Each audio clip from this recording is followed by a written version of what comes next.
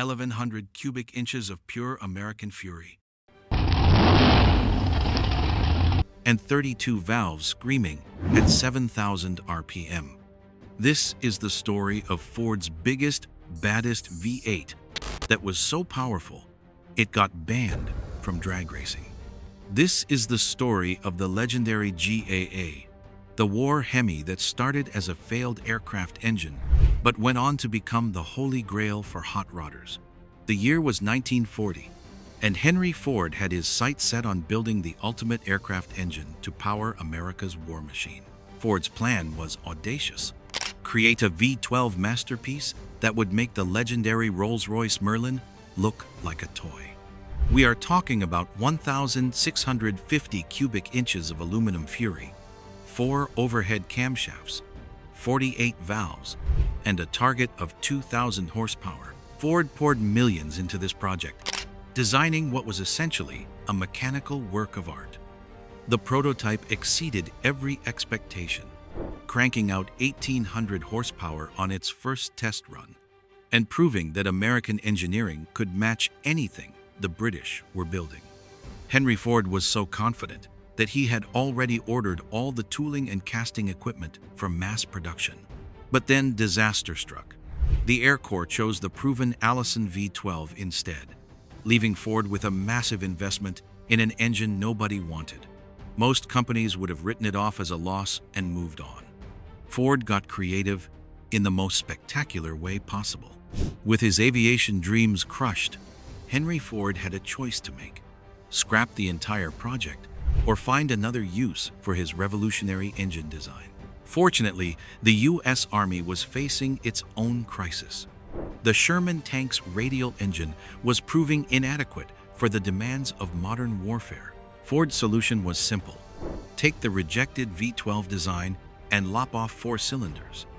What emerged was the GAA, an 18-liter, 1,100 cubic inch monster that retained all the advanced technology of its aircraft-intended predecessor: dual overhead cams, 4 valves per cylinder, all aluminum construction, and a flat-plane crankshaft that belonged more in a race car than a tank.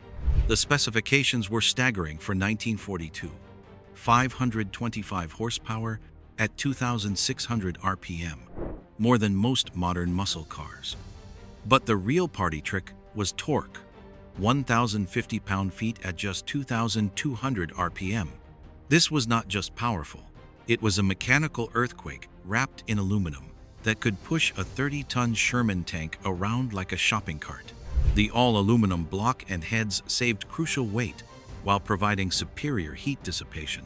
The flat-plane crankshaft allowed the engine to rev freely, spinning up to 3,800 RPM before valve float became an issue. Dual overhead camshafts operated 32 valves with precision that put road-going engines of the day to shame. Twin Stromberg carburetors fed the beast, but everything was gear-driven. No belts, no chains, just a precise gear train that could run for thousands of hours without maintenance. Every component was safety wired or staked to aircraft standards. The 5-ring piston design used 3 compression rings and 2 oil control rings for maximum sealing. The dual magneto-ignition system with twin spark plugs per cylinder ensured reliable combustion, even under extreme conditions.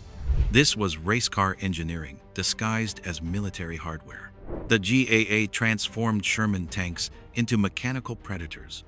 The engine's massive torque gave Sherman's explosive acceleration that caught enemy forces off guard. Tank crews reported climbing impossible grades and bulldozing through obstacles that stopped other tanks cold.